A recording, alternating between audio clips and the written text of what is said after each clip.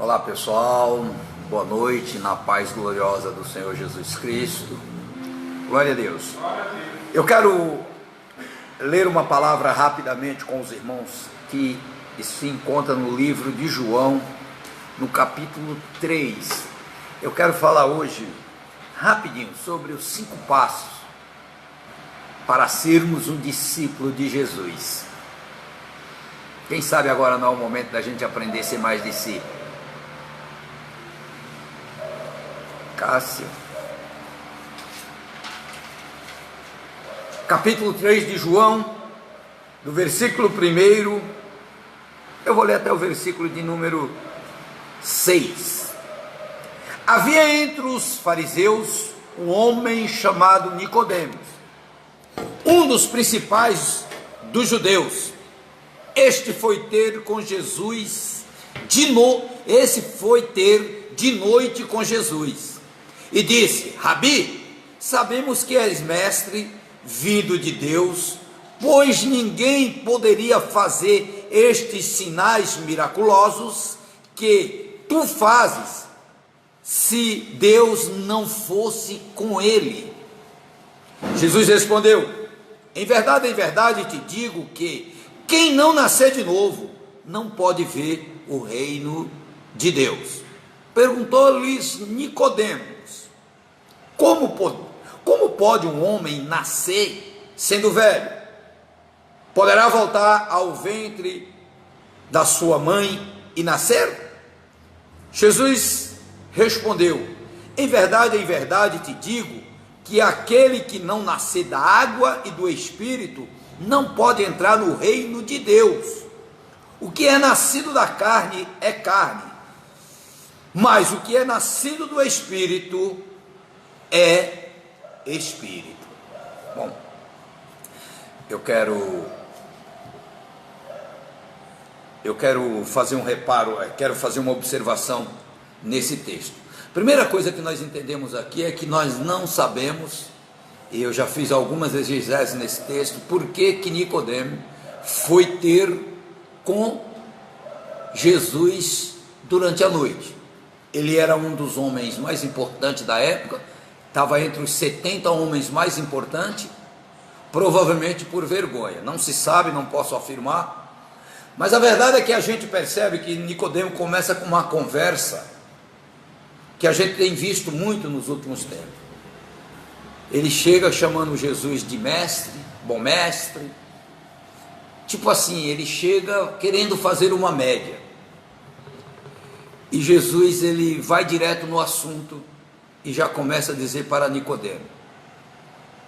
Jesus respondeu: em verdade te digo que quem não nascer de novo não pode ver o reino de Deus. Ou seja, em outras palavras, Nicodemo começa com toda aquela melação, com todo aquele sabão, e Jesus chega e fala: Nicodemo, vamos para o que interessa. Você quer herdar o reino dos céus? Você quer participar do reino dos céus? Você precisa nascer de novo, ou seja, você precisa ser transformado, você precisa mudar de atitude. Talvez uma das coisas que a gente mais tem visto comentar nesses últimos tempos no Brasil é crentes ou frequentadores de igreja que as pessoas não reconhecem eles pelas suas atitudes, não reconhecem ele pelo seu caráter. E Jesus foi claro: se não nascer de novo, se não for transformado, se não se tornar em uma nova criatura, com novos hábitos, com novo comportamento, olha, pode frequentar a igreja, pode até virar pastor, porque tem gente virando pastor aí de todo jeito, mas Jesus foi categórico em dizer que não herdará o reino dos céus. Eu quero falar com vocês um pouco hoje eu quero avaliar 5 passos que nós precisamos para sermos discípulos de Jesus. Discípulo é alguém que segue, é alguém que anda na pisada, é alguém que anda conforme. Então o primeiro é o seguinte: o primeiro passo é: o discípulo precisa nascer de novo. Para ser discípulos, para ser seguidor de Jesus, para ser alguém que possa fazer o mundo mudar olhando para nossas vidas, nós precisamos mudar de novo. Vou dar um exemplo, vou dar o meu exemplo, porque esse eu tenho certeza que é verdadeiro. Você entendeu? Eu não costumo usar exemplo de ninguém. Eu era alguém que fazia muita coisa errada. Eu só não roubava, o resto eu fiz de tudo um pouco. O dia que eu me encontrei com Jesus, eu comecei a caminhar de novo. Caminhar agora, eu dei meia volta, volvi e comecei a andar em direção contrária, ou seja, eu fui caminhando agora na direção contrária. E você caminhar em direção contrária é muito mais difícil, porque você tem que voltar tudo. Então é assim, para ser realmente um discípulo de Jesus, precisa realmente nascer de novo, ser transformado. E Nicodemo, que era um homem tão inteligente, ele fazia parte do Sinédrio, portanto ele era um dos 70 homens mais importantes de Israel da época. Ele pergunta: mas eu vou ter que entrar de novo no ventre da minha mãe? Eu imagino a situação de Jesus. Nicodemo, você sendo tão importante, em outras palavras, ele diz: se fosse eu, teria dito, mas como tu é burro, como tu é ignorante, você tem que mudar de novo, você tem que transformar, você tem que ser uma nova criatura. Se você roubava, agora você não rouba mais. Se você se prostituía, agora você não se prostitui mais. Se você mentia, agora você não mente mais. Se você falava mal das pessoas, agora você não fala mais. Epa, estou falando com alguém aí, com algum frequentador de igreja, algum mentiroso, algum caloteiro, sei lá. Isso você só é frequentador de igreja, mas você não é discípulo de Jesus. Para ser discípulo de Jesus, precisa nascer de novo. E vamos entender, nascer de novo significa dizer que você vai ser uma criança em Jesus. Portanto, você vai dar os primeiros passos. E de que forma? Tudo é novidade, tudo agora é novo. Aqueles que estão em Cristo, nova criatura é. As coisas velhas já passaram e eis que tudo se fez novo. Novo. Agora, 2 Coríntios capítulo 5, versículo 17. Aqueles que estão em Cristo, é quem está em Cristo, nova criatura é. As coisas velhas já passaram e eis que tudo se fez novo. Então o primeiro passo é isso, precisa nascer de novo. Segundo passo, eu vou andar rápido, porque eu quero ser bem rápido com vocês, para você assistir a live inteira. Segundo passo, precisa crucificar o eu. Agora não é mais eu, agora é ele. Agora não é mais ele, agora é Jesus. E o próprio Paulo, ele escreveu na igreja da Galácia, ele escrevendo aos Gálatas, ele diz: agora não mais vivo eu, mas Cristo vive em mim. Ele diz: eu estou crucificado com Cristo, e agora não mais vivo eu, mas Cristo vive em mim. Se não me falha a memória, Gálatas capítulo 2 e versículo 20, se não me falha a memória. Então é isso, agora eu preciso crucificar o eu. Agora eu era bom, não sou mais. Agora eu sou mudado, agora eu sou ruim, reconhecido que sou ruim, e agora estou sendo transformado por Deus, e a cada dia que passa na minha vida eu vou melhorando. Só não vou atingir a estatura de varão perfeito. Seria bom que eu conseguisse isso, mas não vou conseguir. Então, crucifico eu. Eu vejo alguns irmãos, principalmente alguns pregadores, e agora eu vou pegar um pouquinho os pregadores. Eles sobem no púlpito, volta e meia a gente pensa: quem vai pregar hoje é Jesus. Não é Paulo. Que Paulo? Não, é João. Ama tanto, é João. Entra com um ego tão aguçado. Ei! Segundo passo é: crucifica o teu eu. Você não pode nada, você não é nada. Se não for Jesus nas nossas vidas, nós não éramos ninguém. Portanto, agora nós somos fruto de uma transformação que Jesus nos concedeu lá na cruz do Calvário. Então, o segundo passo é esse. Quer ser discípulo de Jesus? Crucifica o eu. Eu sou o cara. Então, esses tempos atrás teve um aí que disse que era o que mesmo? Sou acima da média. Acima da média é só Jesus. Acima da média é o Espírito Santo que habita em nós. Nós não somos nada. Quando a gente que pensa que é tanto, Deus permite que venha um vírus desse, e aí fica todo mundo na toca, todo mundo fugindo, todo mundo com medo. E agora? E agora? Eu estou em casa orando a Deus para que ele não me atinja, mas eu tenho certeza que não vai me atingir. E se porventura atingir, Deus vai querer me ensinar, Deus vai querer me dar alguma lição, Deus vai querer me ensinar alguma coisa. Certamente eu estou clamando e tenho certeza que este vírus não vai atingir a minha vida, nem a minha família, nem a igreja do Senhor. Aliás, nós estamos orando para que Deus repreenda de todo o Brasil, mas eu não sou o cara. Meu eu está crucificado em Cristo, e eu crucifico ele todo dia, porque todo dia eu estou querendo aparecer, todo dia eu quero ser a última bolacha do pacote, todo dia eu quero ser o defunto de todo enterro, mas eu estou sempre nos pés de Jesus pedindo: tenha misericórdia de mim, e não permita que eu suba nesse pedestal, porque senão eu vou cair e certamente vou me machucar. Portanto, meu querido, quer ser discípulo de Jesus? Crucifica o teu ego, vai, você não é nada, você não sabe de nada, Deus sabe tudo em nossas vidas. Vamos para o terceiro passo? Terceiro passo é ter Deus como prioridade. Ter Deus como prioridade. Agora eu quero te provocar aí onde você está, sentado na sua cama aí, não sei, na tua sala, junto com teu esposo, com teus filhos, com as tuas filhas, esposa. Deus tem sido prioridade na tua vida mesmo? Deus tem sido prioridade mesmo? Não sei não. Se Deus fosse prioridade, a gente não estava vendo as igrejas vazias, a gente não estava vendo as pessoas chegarem no culto na metade do horário. Isso que eu estava falando. A minha grande preocupação é que o diabo sabe como trabalhar, é que esse vírus não venha para tocar de uma maneira mortal em algumas pessoas que estavam indo para a igreja apenas para que alguém visse que ele estava ali, e na realidade a vida espiritual mesmo já estava destruída. Então, que Deus tenha misericórdia de mim e de você, e que realmente Deus seja a prioridade das nossas vidas. Eu não sei quanto vai te custar isso, as pessoas vão te criticar, eu não sei quanto vai te custar, mas coloca Deus como prioridade da tua vida, e daqui a pouco nós vamos conversar para você ver como é que está a mudança na tua vida. Glória a Deus. Eu estou pulando tudo aqui porque é muita coisa, senão eu vou... O quarto ponto: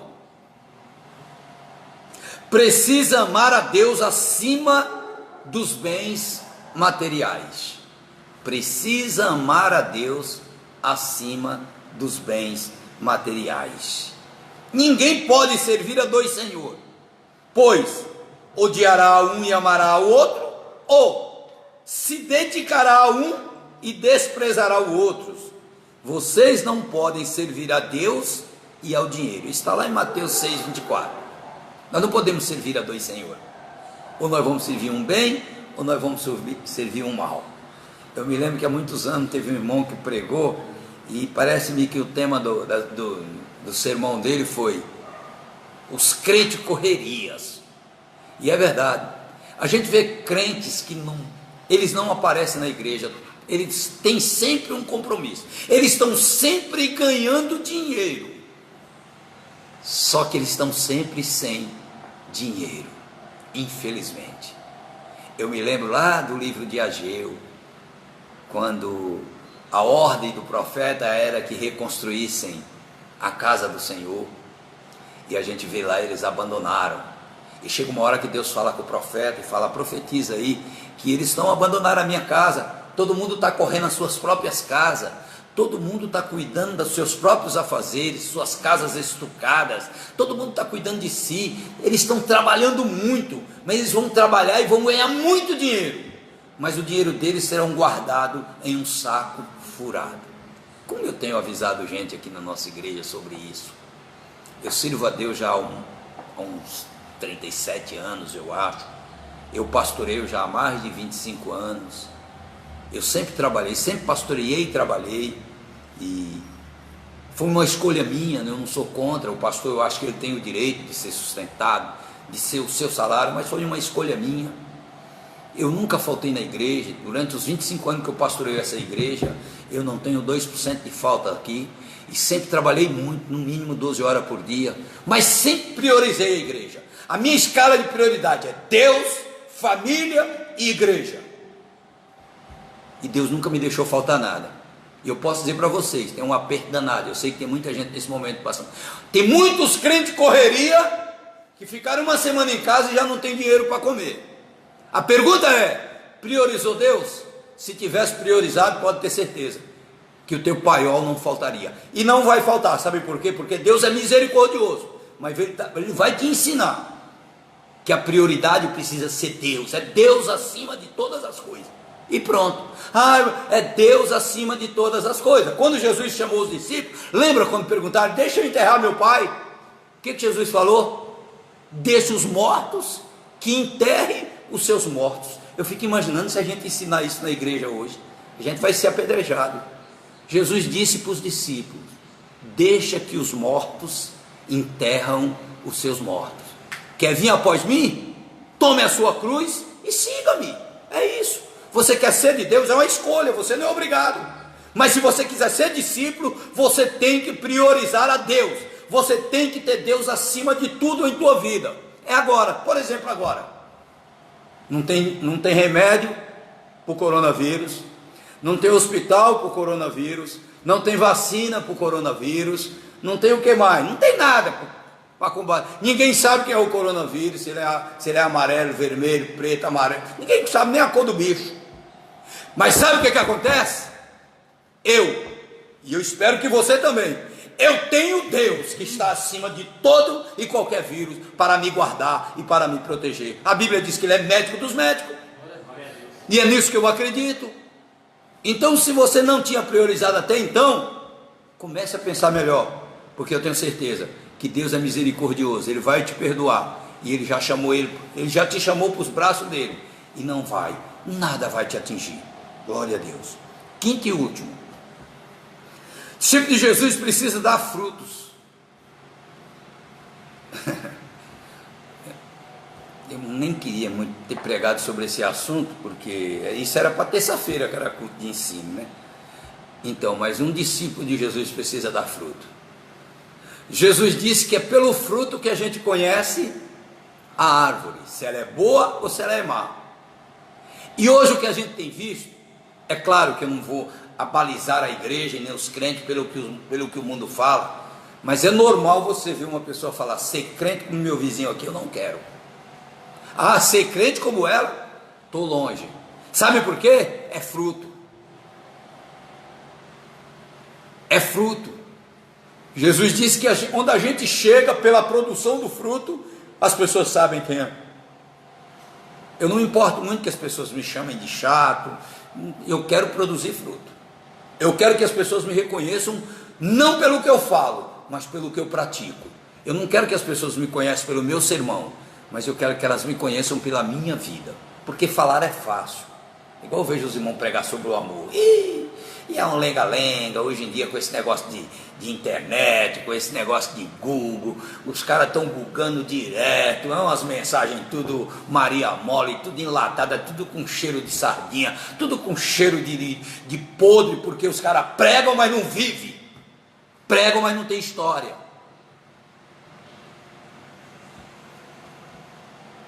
Eu quero ver quantas vezes, já fui atacado.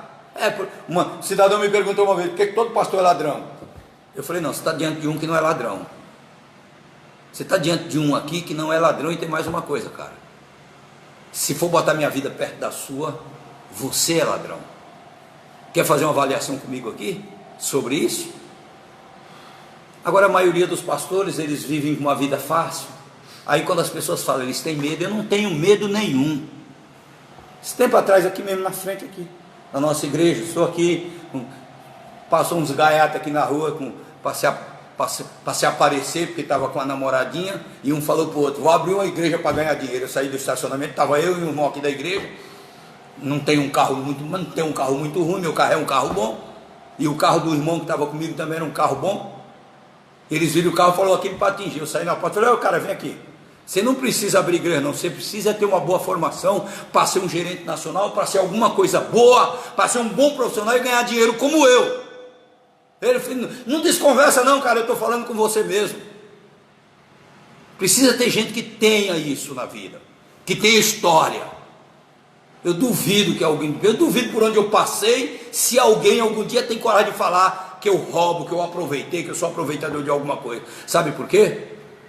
Porque eu produzi fruto digno de arrependimento. Precisa produzir fruto. Porventura, Jesus disse, um abrolho não pode produzir uma uva. Pé de uva vai produzir uva. E da uva vai sair o fruto da vide. Então, meu querido, produza fruto. Lembre que você tentou viver por tua conta e não deu muito certo, tanto que você está com medo aí. Você está todo encolhido aí com medo, porque se amanhã um vírus desse bater, aí não tem rico, não tem pobre, não tem preto, não tem branco, acabou.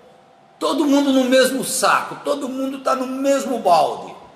Então sabe o que você tem que fazer? Entrega a sua vida para Jesus. Entrega nossas vidas, nossas famílias, porque eu tenho certeza que Ele cuida de mim, que Ele cuida de você. Então esses 5 passos, um dos passos mais, talvez, importante para ser realmente um discípulo de Jesus. Fazer discípulo é fazer pessoas que imitem. Tem um monte aí, aqui no Brasil tem um monte de gente que tem bons discípulos, porque era um ladrão ensinar as pessoas a roubar. Você entendeu? Era um desonesto ensinar as pessoas a ser desonestas. Na igreja é diferente, é de Jesus, vai ensinar as pessoas a parecerem com Jesus. Sede meus imitadores, como eu sou de Cristo, foi o que Paulo disse. Sede meus imitadores, como eu sou de Cristo. Então é só isso, não é muito difícil. No demais, eu quero agora voltar para o tema do nosso país, que nós vamos orar, pedir para vocês encarecidamente, para a família DVT, para os membros da nossa igreja, para todos os cristãos do Brasil que acreditam na oração, que acreditam verdadeiramente que Deus pode nos responder. E eu quero te pedir que apresente a nação brasileira diante da presença do Senhor. Eu continuo acreditando, e eu vou reafirmar, todos os dias que aqui eu estive, eu afirmei isso. Eu acredito que o Brasil será a nação que vai morrer menos gente no mundo, porque nós estamos orando. Eu estou vendo a igreja se manifestar, eu estou vendo a igreja parar a avenida, todo mundo dentro do carro, sem cometer nenhum tipo de imprudência, dentro dos carros, clamando a um Deus poderoso, e eu tenho certeza que Deus vai responder o nosso clamor, e vocês vão ver que logo logo, nós vamos estar contando isso apenas como experiência. Logo logo você vai estar na igreja dizendo, Deus salvou a mim, a minha família. Na nossa igreja, eu estou agradecido a Deus, até agora, pelo menos que eu saiba, não fomos atingidos e não seremos, em nome de Jesus. E eu quero que isto aconteça realmente com o Brasil. Por isso nós vamos orar. Por isso eu quero te pedir encarecidamente, vamos orar, vamos pedir a Deus que use de misericórdia para com o nosso Brasil. Quero também pedir a Deus, pedir também a nossa igreja, tome cuidado com as informações, tome cuidado com o que você escuta da mídia. Antes de chegar aqui, eu estava vendo um vídeo, irmão, eu me pergunto até hoje, por que é que o governador de São Paulo, por que que o governador do Rio de Janeiro, por que que o governador de Salvador, por que que a maior emissora do nosso país não dá uma palavra sobre o carnaval, se o vírus já estava aqui, se o vírus já estava assolando o mundo? Por quê? Eu só quero que você pense isso. Por quê? Por quê? Porque tinha um jogo político financeiro, irmão. Então, queridos, tomem cuidado. Cuidado com a mídia, cuidado com o que você escuta. Nem tudo que reluz é ouro. Toma cuidado. Crente deveria ser inteligente, deve ser inteligente. E eu vou dizer o porquê. O mundo aí fala que nós somos ignorantes, é onde eles se perdem, é onde eles erram. Porque, vejam bem, eu tenho uma visão humana do mundo, e graças a Deus tenho uma visão, modesta parte, afinada. Por isso quando ele chega com todo crente é ignorante, então vamos para o currículo, vamos ver quem tem mais currículo, vamos ver quem tem mais currículo, vamos para o currículo, se é o que você quer falar de humana. Mas o melhor de tudo é que nós temos uma visão agora muito mais aguçada, muito mais alongada, que é uma visão dada através do Espírito Santo de Deus. Então é aí que nós precisamos olhar, ver os dois mundos, balancear. E agora, clama a mim que responder-te-ei, anunciar-te-ei coisas grandes e firmes, que nós pensamos que sabemos, mas ainda não sabemos. O que a Bíblia diz? Jesus falando: se nós pedimos crendo, nós receberemos. Ei, você aí moça, você moço, se nós pedirmos crendo, nós receberemos. Então vamos pedir o quê? Que Deus repreenda este vírus do nosso país, da nossa nação, do mundo. Mas hoje a nossa necessidade é que o nosso país seja curado por Deus. Amém? E que o amor de Deus Pai, a comunhão do Espírito Santo e a graça do nosso Senhor e Salvador Jesus Cristo esteja com todos, desde agora e para sempre. E todos digam amém. Você aonde estiver, que Deus te abençoe, que a tua noite seja de paz na presença do Senhor Jesus.